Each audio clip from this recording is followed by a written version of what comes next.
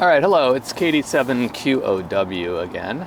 And I'm doing a parks activation this time, and I want to show you how I do a wintertime parks activation. It is 46 degrees here in actually northwestern Oregon. I'm on the Oregon side of the Columbia River right now, and 46 isn't that cold, but this is the Columbia River Gorge. So I'm at Lewis and Clark State Park, and it's a windy day. So you may be able to see some of that blowing across the ground, but I would say the wind gusts are probably around 20 or 25 miles an hour, which is pretty common for here at the mouth of the Columbia River Gorge, especially this time of the year. So what I'm going to do is show you how I set up for the winter time for parks activation where I can work from inside the car. And what I have so for that is I have a Chameleon 17-foot whip, although any whip will work for that, as long as it's got enough length to be resonant. And then I have one of these tri-mag mounts. Now this one's an MFJ, which I know we won't be able to get in the near future, because MFJ is no longer business. And I was having trouble with this MFJ, getting it to tune up, and so hopefully I fixed that, because I figured out it needed a choke. So I added I took it apart, and of course, like everything MFJ, the build quality is laughable. But anyway, I took it apart and added this. I added two FT-140-43 ferrite cores, about, what is that, 6 turns. I just wrapped the feed line 6 turns around it. The way that I knew that it needed a choke was because when I was looking at it with the Nano VNA, the antenna resonance was shifting around when I would handle the feed line. So if you're trying to tune an antenna and its resonance keeps jumping around when you touch the feed line, that's how you know your feed line is acting part of the antenna, and so you need to put a little choke on it, just like that. So I'm going to show you how I set this up. I'm going to put this up on the roof of the car, and hopefully it won't be too windy for this to operate on the roof, and then I'll show you how all of this works.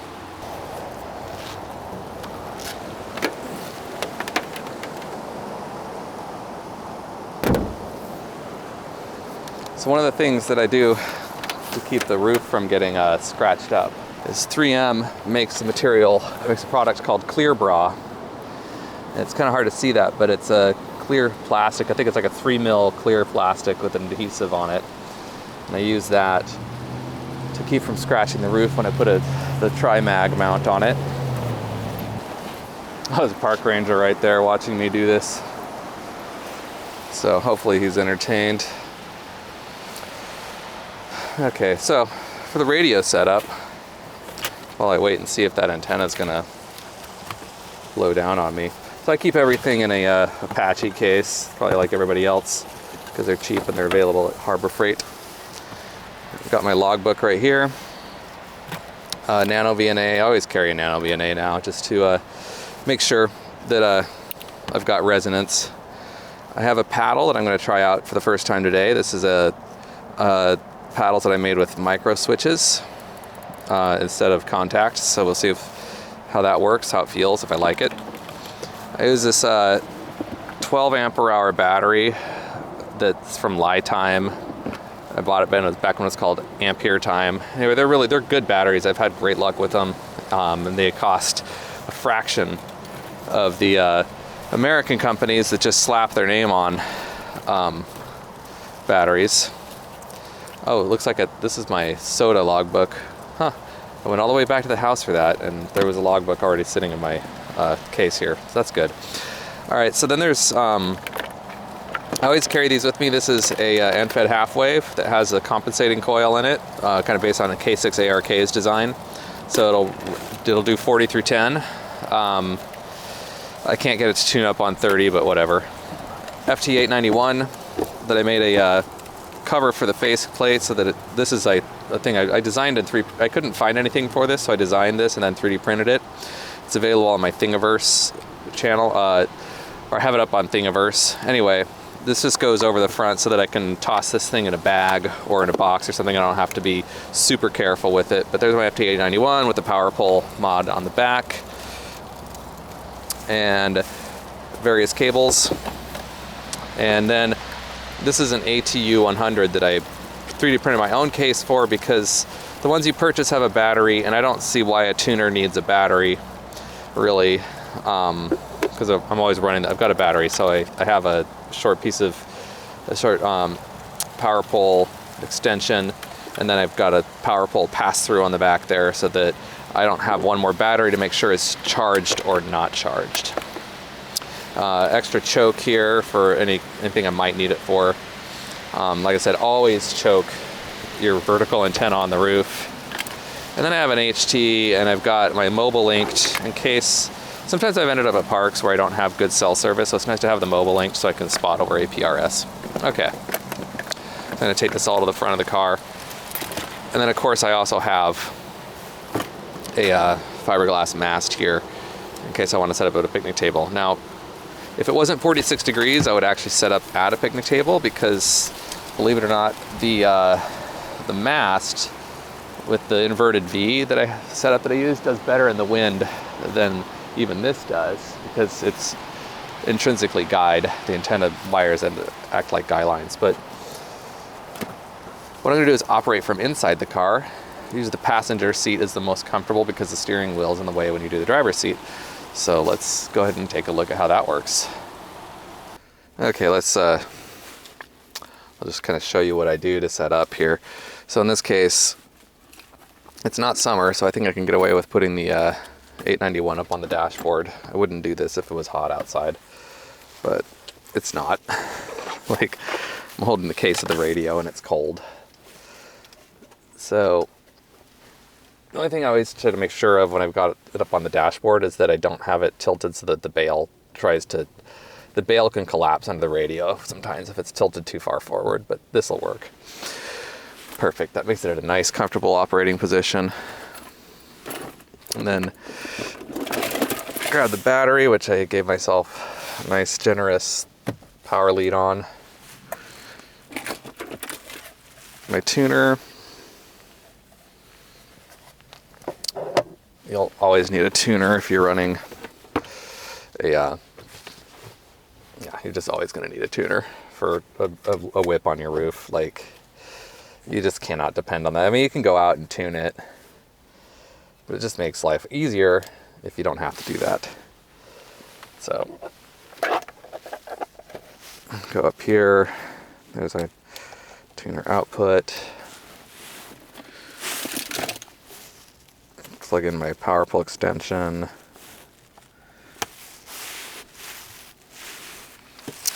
This little patch cable that I inherited from, I think, Whiskey 7 Delta gave that to me. The soda camp out, he was handing them out to people for some reason.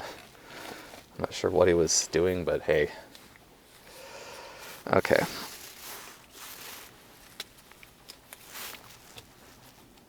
I'm gonna put you right there. For now, for the moment, because I gotta free my hands up. Can't be holding the GoPro. Okay, so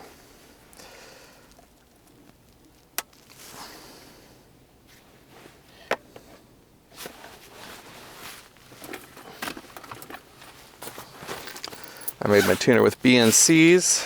However, the radio uses UHF connectors, so I always have an adapter with me.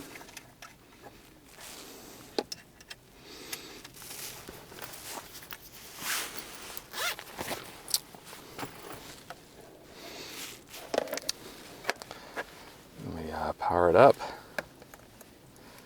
from the LFP, lithium iron phosphate battery. There we go. The thing I like about this ATU-100 is that ATU-100 tunes automatically. It doesn't need a cable. It just goes straight out, tunes. So it just has it just detects when it's out of tune, and it automatically adjusts. So it's one less little cable to forget, especially for the Yaesus, because ICOM you can just use any old 3.5 millimeter cable. With Yaesu you have to use a cable that's wired in a crossover fashion because they're different. So I've found I can get this thing to tune up on 20 through 10. Usually especially if I go out with the Nano VNA and actually tune it up, like just length. So.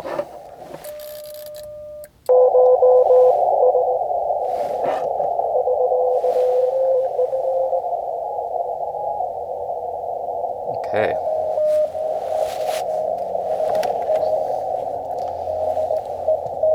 So we've got a good match there. So like a 1-to-1, I think. Okay. Not surprising. 17-foot whip, 14 and 20 meters. Like, of course, it's going to work. All right, let's go find an open frequency then. So I've got my radio set for 40 watts because I don't know. I might even go down a little bit. I think I'm going to go down to 30. And the reason I'm going to do that is because when I go to 100 watts on CW, I end up getting huge pileups and it's hard to manage. So it's as simple as that. So I'm going to go for 30 watts. And I can open up I like to open up the sunroof too. That way I can kind of peek up at the antenna just to make sure everything's okay out there, because I'm not confident.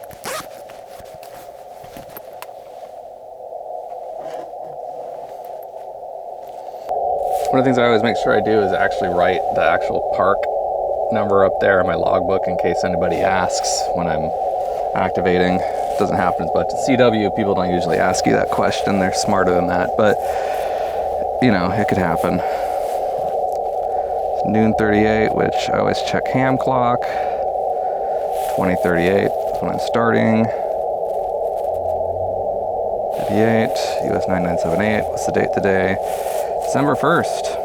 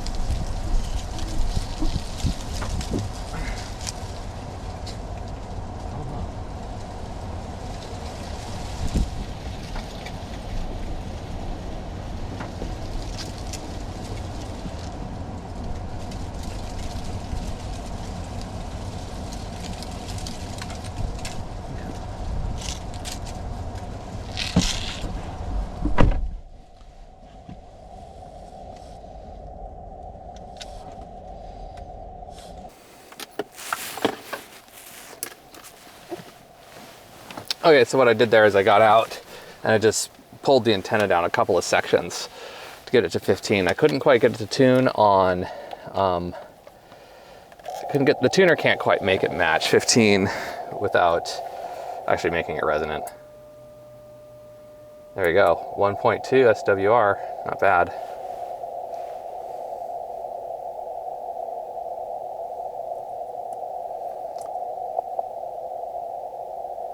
See if the band's actually open.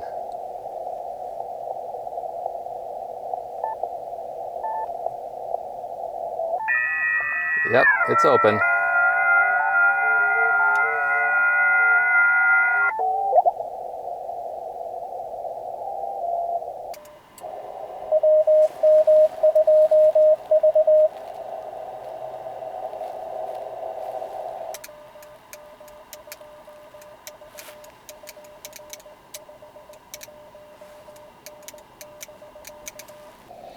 Okay, well, I ran down the battery and or overheated my GoPro, but I think this is time for a good wrap up here. Right now you're just hearing an activation from another park on another part of 20 meters. So I started out on 20 meters and then I did QSY down to 15. I've got a nice view of the antenna from in here so that I can kind of check on it in the wind, which is useful. just a couple other pointers about this. So you can, I've learned that with the RG58 cable that comes off of these antennas, you can actually just shut them in the door and it works okay. And another trick that I have for getting this thing down is with these tri-mag mounts, you want to make sure that, well, my little trick, anyway, is to leave the antenna attached before I try to take the mag mount off, so that way I have the antenna to use as a lever to pull it off, because otherwise it won't come off. But I would say that's a successful activation. The nice thing is that I took up no more space in the park than the parking lot, the parking spot that I was already going to occupy. So pretty good for winter. I still have to get out of the car to change bands just because you have to get the antenna resonant. But with that, 7.3, get out there and go play with your radios.